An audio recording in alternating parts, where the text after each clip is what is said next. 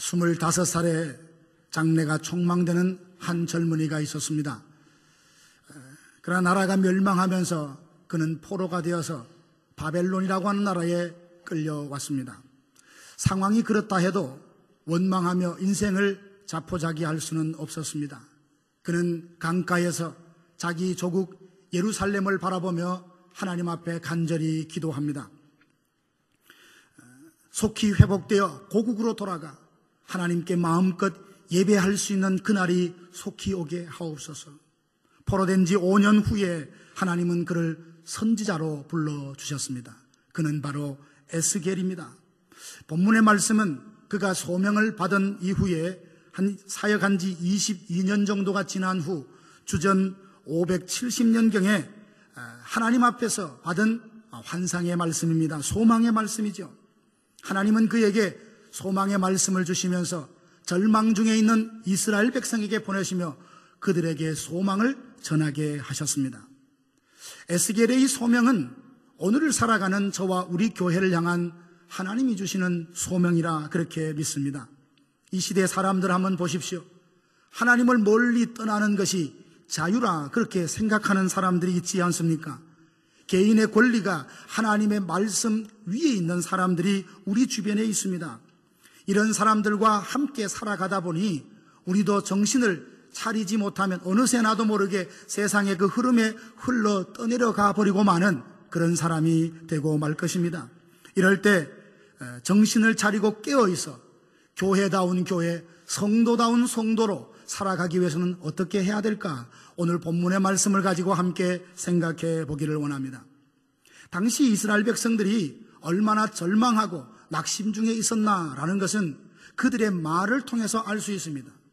사람은 입에서 말이 나오는 것 같지만 사실 알고 보면 마음에서 말이 나옵니다. 실망한 마음, 낙심된 마음이 된다면 그 입의 말은 거칠고 여러 가지 어려운 말들로 쏟아낼 수밖에 없습니다.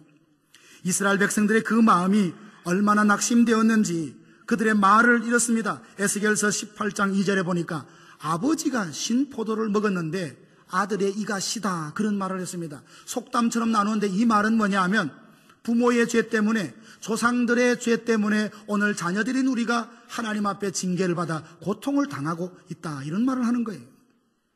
그런 말을 하고 있는 그 사람의 마음을 가만히 들여다보면 원망하는 거죠. 하나님 이거 너무 하신 것 아닙니까? 우리는 억울합니다. 부당합니다 라는 마음으로 하나님 앞에 지금 불평을 쏟아놓고 있는 말입니다. 에스겔서 12장 22절도 보니까 세월은 흐르지만 우리에게 주신 약속은 이루어지지 않을 것이다. 하나님은 분명히 약속을 주셨습니다.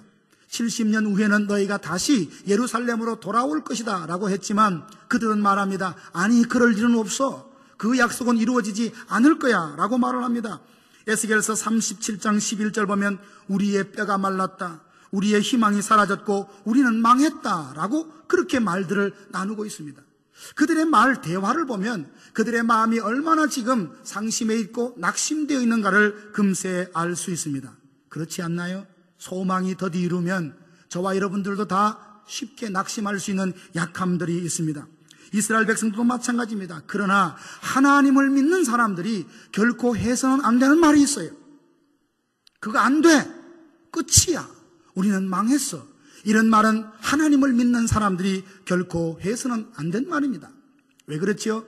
내게 능력 주시는 자 안에서 내가 모든 것을 할 수 있다는 말씀이 성경에 있지 않아요. 우리에게는 안 되는 일이 없어요. 안 되는 일이 있다면 정적으로 하려고 내 뜻대로 하려고 하는 일이 안 될 뿐이지 하나님의 뜻은 반드시 이루어집니다. 하나님을 사랑하는 자, 곧 그 뜻대로 부르심을 입은 자들에게는 모든 것이 합력하여 선을 이루신다라고 했는데 망하긴 뭘 망해요? 한순간 열매가 없을 수도 있습니다. 우리 인생에 홍해를 만날 수도 있습니다. 그렇지만 하나님은 홍해가로 인도했다면 거기가 우리의 인생의 무덤이다 끝이다 해서 인도하신 것이 아니라 하나님의 능력으로 바다를 가르시고 마른 땅으로 건너게 하시는 하나님의 전능하신 능력을 보이시기 위하여 그곳으로 인도하셨다 생각하면 틀림이 없는 거예요. 그래서 믿는 사람들은 끝이다, 안 된다, 망했다 이런 말은 하면 안 되는 것입니다. 에스겔을 보내사 골짜기의 마른 뼈와 같은 이스라엘 백성들에게 소망의 메시지를 전하라 하셨습니다. 성경에 보십시오. 요셉은 물 없는 구덩이에 형제들에서 빠뜨려졌습니다. 사방은 다 벽으로 막혀 있습니다. 그러나 사람들이 그를 뺑둘러 사방에 포위하면서 괴롭힐 수 있지만 절대로 막을 수 없는 문이 있어요. 그것은 무슨 문입니까? 하늘의 문이에요. 이 세상의 어떤 권력도, 어떤 세력도, 지혜도 하늘로 통하는 그 문은 하나님 허락 없이는 절대로 막을 수 없습니다. 결국 물 없는 웅덩이에 빠졌지만 열린 그 하늘로 하나님께서는 그 요셉을 건져내게 하셨지 않습니까? 그러므로 믿는 사람이라는 것은 골짜기에 있다 할지라도 마치 내 삶이 정상에 있는 것처럼 노래할 수 있는 사람이 믿는 사람이에요. 죽음 앞에서도 부활과 천국을 사모하며 감사하다고 찬양할 수 있는 사람이 믿음의 사람인 것입니다. 우리 안에 담아주신 그 소망이 있기 때문에 바로 그러합니다. 근데 이스라엘 백성들이 어떻게 하다가 이 소망을 잃어버리고 말았습니다. 그 이유는 다른 것이 아닙니다. 자신들의 마음이 완고함으로 말씀을 듣지 아니하고 하나님을 멀리했기 때문입니다. 에스겔서 2장 3절 4절에 보면 하나님께서는 에스겔 선지자를 부르면서 이스라엘 백성들에게 보내며 그들이 이런 사람들이다 라고 가르쳐 주셨습니다. 거기 보면 그들은 패역한 백성이다, 배반한 자다 라고 말씀하시고 얼굴이 뻔뻔하고 마음이 굳어있어 도무지 말씀을 듣지 않으려고 할 것이다. 그러나 듣든지 아니 듣든지 가서 전해라. 두루마리 말씀을 먹고 가서 전하라 라고 에스겔에게 말씀을 해 주셨습니다. 여러분, 말씀은 능력입니다. 말씀은 축복이에요. 말씀은 지혜의 보고입니다. 이 말씀을 멀리하고는 우리는 구원이 없고 성장이 없습니다. 진정한 참된 안식도 누릴 수 없습니다. 그런데 이스라엘의 역사를 보면 그들이 고통받기 전에 먼저 말씀과 멀리했던 타락이 먼저 있었습니다. 그래서 시편 1편에 보면 어떤 사람이 복 있는 사람이라고 했습니까? 복 있는 사람은 오직 여호와의 율법을 즐거워하여 그 말씀을 주야로 묵상하는 사람이라. 그것이 바로 복 있는 사람이라고 말하고 있습니다. 인생의 고통의 원인은 우리가 하나님을 멀리함에 있습니다. 말씀을 거부함에 있어요. 말씀을 듣지 않음에 있다는 것입니다. 예레미야서 17장 13절 말씀도 보면 하나님을 그렇게 말합니다. 이스라엘의 소망이신 여호와여, 이스라엘의 소망이신 여호와라 그렇게 말하며 생수의 근원이신 여호와를 버렸기 때문에 그들이 고통 중에 임하는 것이라 라고 진단을 내렸습니다. 이스라엘 백성들이 하나님 말씀 듣기를 거부하고 성전에까지 우상을 데려와 우상을 섬기자 하나님은 그들을 버리고 떠나셨습니다. 이것이 바로 고통의 원인이었습니다. 감사하기는 이스라엘 백성을 아주 버리지 않으셨습니다. 하나님은 진노 중에서도 그들에게 긍휼을 베푸셨습니다. 반드시 구원하겠다는 약속이 있음에도 불구하고 회복에 대한 소망을 잃어버리고 절망하는 그들을 다시 한번 소망을 불러일으키기 위해서 하나님이 하신 일이 무엇입니까? 첫 번째는 회복에 대한 환상을 보여주셨습니다. 하나님은 하나님의 자녀들이 소망이 없이 두 손을 쭉 늘어뜨리고 살아가는 것을 참 원하지 않으십니다. 그들이 하나님께로 돌아와 소망을 다시 찾고 내 소망은 하나님께 있습니다. 하나님께 영광과 찬양과 예배하는 모습을 하나님이 기대하십니다. 하나님은 소망의 하나님이시며 소망을 주시는 하나님이신 줄로 믿습니다. 스바냐 3장 16절 보면 하나님의 백성들이 두려움과 마음이 낙심이 되어서 손을 쭉 늘어뜨리고 걸어답니다. 하나님이 그 모습을 보고 너무나 안타까우셔서 스바냐 선지자를 통해서 말씀을 전하십니다. 너의 하나님 여호와가 너의 가운데 계시니 그는 구원을 베푸실 전능자가 아니냐. 그가 너로 말미암아 기쁨을 이기지 못하시며 너를 잠잠히 사랑하시며 너로 말미암아 즐거이 부리며 기뻐하시리라 하리라. 다 소망을 잃어버리고 손을 쭉 늘어뜨리고 걸어가는 그들에게 하나님이 너와 함께 있지 않느냐, 하나님이 너를 잠잠히 사랑하고 있다고, 하나님이 너로 인하여 즐거이 부르며 기뻐하고 있으니 다시 한번 소망을 내라, 힘을 내라고 권면하는 선지자의 말씀 성경에 나와 있습니다. 예레미야 31장 16절 17절도 보니까 하나님이 그렇게 말씀하십니다. 내가 너에게 주려는 생각은 재앙이 아니라 소망이다 그러셨어요. 소망이 있으면 사람들은 어떤 고난도 거뜬히 이겨냅니다. 그래서 하나님께서는 선지자에게 환상을 보여주시고 절망 중에 있던 이스라엘 백성들이 소망을 갖기 원하셨습니다. 회복에 대한 소망을 환상을 보여주심으로 그들에게 소망을 심어주셨는데, 환상을 본다는 것이 뭘 말하는 것입니까? 아무런 환상이 다 소망을 주는 것이 아닙니다. 성령이 주는 생각, 성령이 주는 그 비전만이 우리에게 소망을 주는데요, 환상을 본다는 것은 다른 것이 아니라, 현재가 아니라 우리의 미래를 보는 것입니다. 지금 내 손에 텅 빈 것을 보는 것이 아니라 하나님이 채우시고 완전케 하시고 회복하신 그 미래를 바라본다는 것을 말합니다. 베옷을 입고 슬퍼하는 오늘을 보는 것이 아니라 기쁨의 화관을 쓰고 하나님께 춤추며 찬양하는 우리의 미래를 바라보는 것을 말합니다. 내일을 바라보는 것이에요. 오늘의 고통이 아니라 내일의 회복과 승리를 바라보며 그것이 마치 오늘날 내 삶 속에 이루어진 것처럼 믿고 살아가는 그것을 두고 환상을 보여주셨다라는 말씀입니다.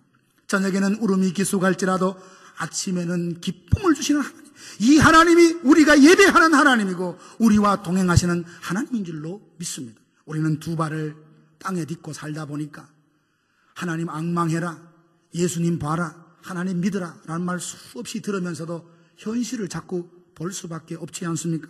내 손에 들려진 텅 빈 그물만 자꾸 본, 이게 바로 우리 사람의 모습입니다. 그래서 오늘 성경에 보면 에스겔이 알아서 뭘 보라고 말하지 아니하고 그를 데리고 봐야 될 것을 많이 보여주시는 하나님의 역사를 여기서 보게 됩니다. 40장 1절에 보면 여호와의 권능이 내게 임하여 나를 데리고 이스라엘 땅으로 가셨다라고 했습니다. 40장 4절 보니까 내가 이것을 내게 보이려고 이리로 데리고 왔다.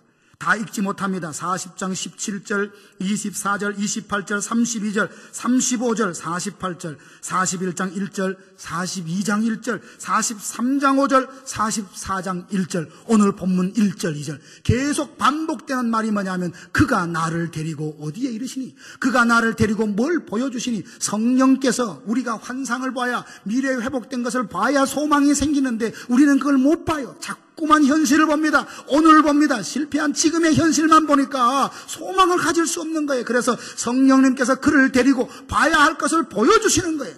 사랑하신 여러분, 오늘 성령께서 우리들에게 봐야 할 것을 보게 하시는 은혜가 있기를 주님의 이름으로 축복합니다. 그걸 봐야 소망이 생겨요. 그걸 봐야 힘이 생겨요. 그것을 봐야 내 안에 자신감이 생기는데 그걸 못 보고 오늘 텅 빈 것, 아픈 것, 실패한 것, 좌절한 것, 빼앗긴 것, 잃어버린 것만 쳐다보고 있으니까 내 마음에 소망이 없는 거예요. 그래서 환상으로 보여주시며 새로운 소망을 갖게 하시는 하나님을 여기서 보게 됩니다. 사랑하신 성도 여러분, 우리 교회 분위기 참 좋다고들 성도들이 많이 말씀을 하십니다. 사실입니다. 그러나 우리가 이것이 끝이다, 더 이상은 좋을 수 없다, 그것이 아닙니다. 베스트, 최고의 하나님이 기대하시는 더 좋은 교회 모습으로 나아갈 어떤 미래가 반드시 준비되어 있으라 저는 그렇게 믿습니다. 그 미래를 보며 오늘 한 걸음 두 걸음 소망을 가지고 나아가는 저와 여러분들 되기를 간절히 바랍니다. 여기에서 믿는 자와 믿지 않는 자가 차이가 나는 것입니다. 믿지 않는 사람은 절망할 수밖에 없는 상황에 절망합니다. 그러나 믿는 사람은 절망할 수밖에 없는 상황에도 소망을 품습니다. 이게 바로 믿는 자와 믿지 않는 자의 차이입니다. 왜 그렇습니까? 우리가 믿는 하나님이 소망의 하나님이고 그분이 우리에게 소망을 주시기 때문입니다. 사랑하는 여러분, 시편 62편 5절에 보니까 나의 영혼아 잠잠히 하나님만 바라라, 나의 소망이 하나님께로부터 오는도다 라고 고백했습니다. 우리의 소망은 다른 곳에 오는 것이 아닙니다. 하나님으로부터 옵니다. 그분 가까이 하면, 그분과 함께 있으면 그분이 내 안에 소망으로 채워주실 줄로 믿습니다. 두 번째로는 절망하는 이스라엘 백성에게 풍성한 은혜의 세계로 들어오라 주님께서 초청을 하고 계십니다. 에스겔이 본 환상이 무엇입니까? 성전 문지방에서 물이 나와서 그 물이 사람이 쉽게 건너지 못할 강이 된 것을 그가 보았습니다. 이것은 우리들의 은혜 생활에도 적용할 수 있는 말씀입니다. 성경에 보면 물에 대한 많은 말씀들이 있습니다. 물은 곧 생명입니다. 사람의 몸의 70%, 80%가 물이라고 하지 않습니까? 몸의 2%의 물이 부족하면 목마름을 느낍니다. 5%가 부족하면 심한 갈증을 느낀대. 그리고 12%가 모자라면 심각한 생명의 위협까지 느낀다는 자료를 봤습니다. 물은 생명을 위해서 꼭 있어야 될 것입니다. 물이 없는 사막에는 생명이 살아갈 수가 없습니다. 하나님께서 그 성전에서 물이 나오게 하셨다는 말씀은 우리가 살 수 있는 방법이 바로 그 교회에 있다, 하나님의 성전에 있다, 하나님께 있다는 것을 말해주고 있습니다. 물은 또 성령을 말합니다. 예수님께서 사마리아 여인과 대화하실 때 우물가에 물을 길어온 여자에게 말합니다. 내가 주는 물을 마시는 자는 영원히 목마르지 않을 것이다. 여인의 귀가 번쩍 뜨였습니다. 아니, 그 물이 어디 있습니까? 그 물을 내게 주어 나도 마시게 하여 주옵소서. 예수님이 말씀하십니다. 나를 믿는 자는 그 배에서 생수의 강이 흘러나리라. 이것을 알았던 거예요. 예수님이 생명수구나. 예수님이 나를 살리는 진정한 생명수가 되는구나. 이 예수님을 만나고 난 뒤에 물동이를 버려두고 동네로 달려가 많은 사람들에게 예수님을 전한 사실을 우리가 알고 있습니다. 물이라는 것은 바로 이 성령의 역사를 말합니다. 물은 하나님의 은혜의 역사를 말합니다. 은혜를 충만히 부어주실 때 우리는 강물이 흐르는 것에 비유합니다. 은혜의 강물 흐르게 하소서, 찬양을 그렇게 하지 않습니까? 여러분, 물이 많다는 것은 축복을 상징합니다. 물이 흐른다는 것은 영적인 활기와 활력이 닿다는 것을 여기서 말해주고 있습니다. 풍성한 은혜가 임한 것을 말합니다. 성령의 역사가 일어나고 있다는 것을 말해주고 있는 것입니다. 그런데 그 은혜의 강물의 시작, 근원이 궁이 아니라, 궁궐이 아니라 성전이었다는 사실입니다. 이것이 얼마나 감사한지요.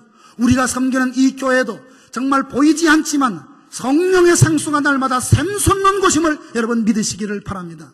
믿음으로 아멘하며 이 교회에서 생수를 마시는 자는 해갈을 맛볼 것입니다. 인생의 해갈, 목마름을 해갈할 것입니다. 성전에서 시작된 물을 오늘 본문에 보면 처음은 작게 시작됐지만 점점 더 깊고 풍성했습니다. 하나님의 은혜가 그와 같습니다. 비록 오늘 미미하고 작게 시작했다 할더라도 낙심하지 마십시오. 하나님을 바라보고 그분 안에 있으면 그분은 점점 좋아지고 점점 풍성한 길로 저와 여러분들을 인도해 가실 것입니다. 이분이 바로 하나님이십니다. 하나님은 말씀하십니다. 절망하지 마라. 결코 낙심하지 마라. 은혜의 풍성한 세계로 나에게로 오라라고 말씀하십니다. 오늘 여기에 3절부터 보면 물을 건너서 1천척마다 물의 그 깊이와 양을 측정하게 하십니다. 어느 전에 가보니까 발목 깊이입니다. 좀 더 들어가니까 무릎입니다. 좀 더 가니까 허리까지 차요. 나중에는 건널 수 없는 헤엄쳐야 되는 큰 강의 모습으로 그렇게 변화되어 있는 것을 여기서 보게 됩니다. 오늘 우리의 은혜가 발목까지 차는, 무릎까지 차는, 허리까지 차는 그런 은혜가 아니라 나를 온전히 뒤덮는 정말 강과 같은 하나님의 은혜에 우리가 푹 잠기는 이런 은혜가 있기를 주님의 이름으로 축복합니다. 하나님이 그런 삶으로 우리를 초대해요. 내 마음대로 그렇게 움직일 수 있는 것이 아니라 나와 세상은 간 곳 없고 하나님만 생각하고 하나님만 볼 수 있는 은혜에 잠기는 삶을 살라. 이게 오늘 본문의 환상을 통하여 오늘 우리에게 주시는 하나님의 말씀인 것입니다. 우리 마음에 은혜가 떨어지면 자꾸만 날카로워지고 예민해집니다. 은혜가 떨어지면 원망과 불평이 자꾸만 생겨요. 아무것도 아닌 일에 화가 자꾸 납니다. 그러나 은혜가 충만하면 웬만한 것은 다 수용이 됩니다. 감사가 나요. 기쁨이 나요. 섬김이 참 감사하고 기뻐요. 어떤 일을 맡길 때 왜 나에게 이런 일을 맡기나 불평이 아니라 이런 좋은 일을 나에게 부탁하시니 감사하다는 말로 전혀 사람이 달라지는 모습을 보게 됩니다. 우리 교회와 성도들의 마음에 은혜의 강물이 가득하여 그 수준이 능히 건너지 못할 강의 수준으로 하나님의 은혜에 잠기는 교회와 성도들 되기를 주님의 이름으로 축복합니다. 점점 더 풍성해지리라. 점점 더 좋아지리라. 점점 더 하나님의 은혜를 부어주시리라 라는 것을 소망하고 믿음으로 그 은혜의 세계로 한 걸음 두 걸음 주님과 함께 나아가는 우리 교회가 되기를 간절히 바랍니다.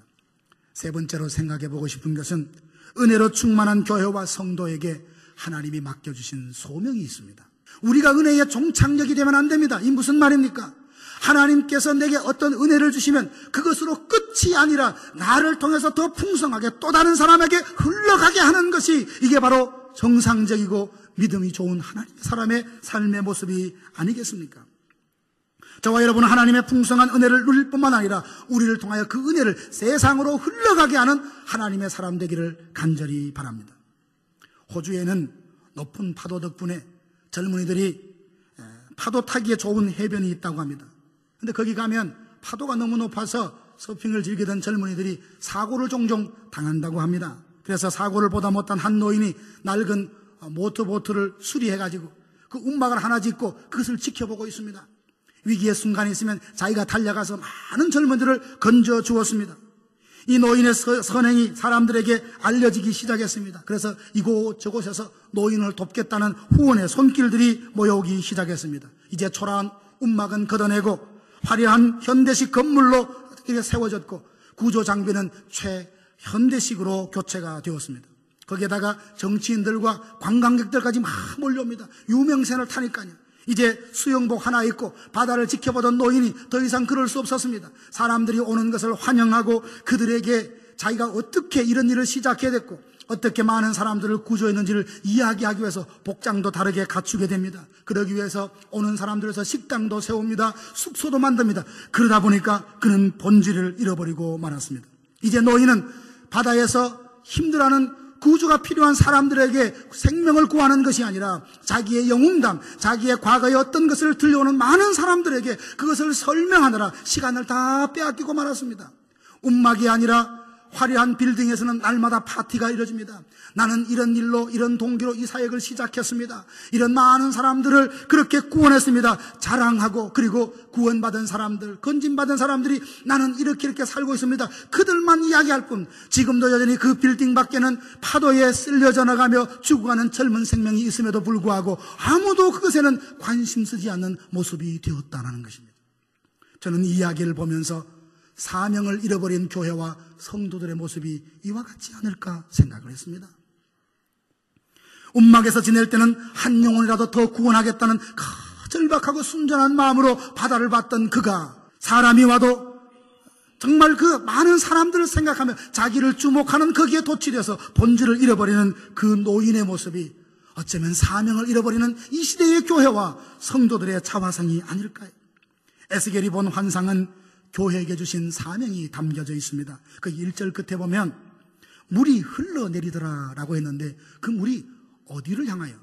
물이 가고 있는 방향이 어디냐라는 것입니다. 8절 9절도 흘러내린다 라고 했는데 오늘 본문 8절에 보면 그가 내게 이르시되 이 물이 동쪽으로 향하여 흘러 아라바로 내려가서 바다에 이르리니 이 흘러내리는 물로 그 바다의 물이 되살아나리라. 왜 동쪽이어야 합니까? 성전에서 스며 나오는 그 물이 강줄기가 돼서 왜 동쪽으로 향하냐 말이에요. 동쪽에 뭐가 있습니까? 사해 바다가 있어요.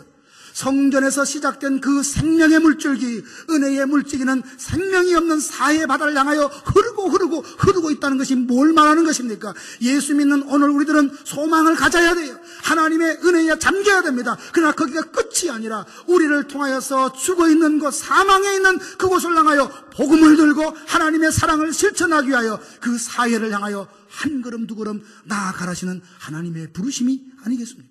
교회란 은혜가 충만해야 됩니다. 발목과 무릎, 허리까지가 아니라 온몸이 잠길 정도로 하나님의 은혜 부어주시기를 사모하며 기도해야죠. 그러나 은혜 주시면 이것이 끝인 것처럼, 다 온 것처럼, 정상에 온 것처럼 만족하지 말고 하나님이 우리에게 왜 은혜를 주셨을까? 왜 구원하셨을까? 왜 우리 교회를 여기에 세워주셨을까를 믿음으로 질문하고 성경적인 해답을 갖고 사시는 하나님의 사람들 되어야 합니다. 9절에 보십시오. 강물이 닿는 곳마다 번성하는 모든 생물이 살고 또 고기가 심히 많으리니 이 물이 흘러들어가므로 바닷물이 되살아나겠고 이 강이 이르는 각처에 모든 것이 살 것이다. 12절도 보니까 강 좌우에 각종 먹을 과일나무가 자라서 열매가 끊어지지 아니하고 새 열매를 얻는다고 했습니다. 죽은 바다가 살아나고 물고기가 생기니 떠났던 어부들이 돌아옵니다. 새로운 과일이 맺히니까 농부들이 돌아옵니다. 이것이 부흥이고 회복입니다. 저는 기도하고 확신하옵기는 우리 교회가 하나님 앞에 붙들려 있다면 이 놀라운 회복의 역사, 부흥의 역사를 주도하는 교회로 하나님이 사용해 주실 줄로 믿습니다. 하나님이 우리에게 그걸 원하세요. 내가 너를 고치마, 내가 너를 회복하마, 내가 너에게 소망을 주마. 그러나 너는 내 자신이 소망을 회복한 걸로 만족하지 말고 하나님의 은혜를 세상으로 흐르게 해라. 아직도 얼마나 많은 곳에 사해처럼 하나님을 알지 못하고 믿지 못하고 죽어가고 낙심하고 환난당한 사람들이 얼마나 많은지. 우리가 그들에게 그리스도의 사랑을 베푸는 나는 이것쯤이야 할지 모르지만 받는 그들은 그 사랑을 알고 주님을 알게 되고 예수를 믿는 일이 얼마나 많은지 모릅니다. 세상은 이제 교회에서 예배드리는 사람들을 보면서 흥분하거나 감동하지 않습니다.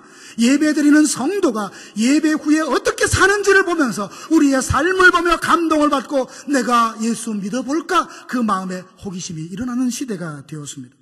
세상은 교회의 숫자에, 교회의 규모에 놀라지 않습니다. 얼마나 크게 지었대, 얼마나 큰 건물이 돼, 얼마나 많이 모인데 세상은 그 소리 듣고 꿈쩍도 하지 않습니다. 그러나 얼마가 모이든 간에, 어떤 건물에서 예배드리든 간에 한 사람 한 사람이 예수님을 닮고 주님이 내게 주신 사명을 삶 속에서 실천하는 그 한 사람 한 사람을 통하여 세상은 감동합니다. 오, 그리스도인이 아직도 살아있구나.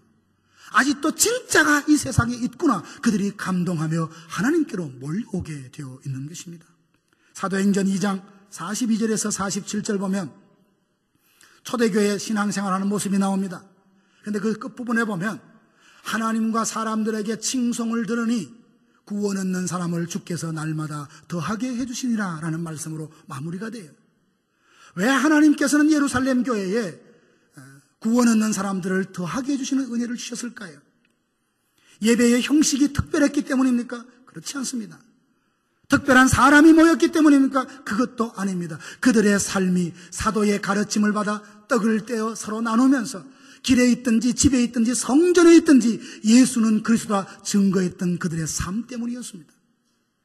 사랑하는 여러분, 이 메시지가 저와 여러분에게 얼마나 사실 부담이 됩니까?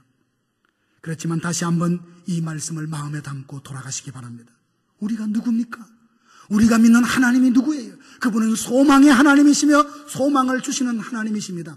더 이상 이제 하나님 안에 있는 우리는 안 된다, 망했다, 끝이다 이런 말 하지 맙시다. 생각도 품지 맙시다. 하나님 안에서는 하나님의 뜻대로 다 이루어지게 되어 있습니다. 내 때가 아니라 하나님의 때에 하나님의 방법으로 이루어내십니다. 그 전능하신 하나님만 바라보십시다. 그리고 많은 사람들이 안 된다는 그 상황 가운데도 절망의 골짜기에서도 소망을 품을 수 있는 하나님의 사람 되기를 원합니다.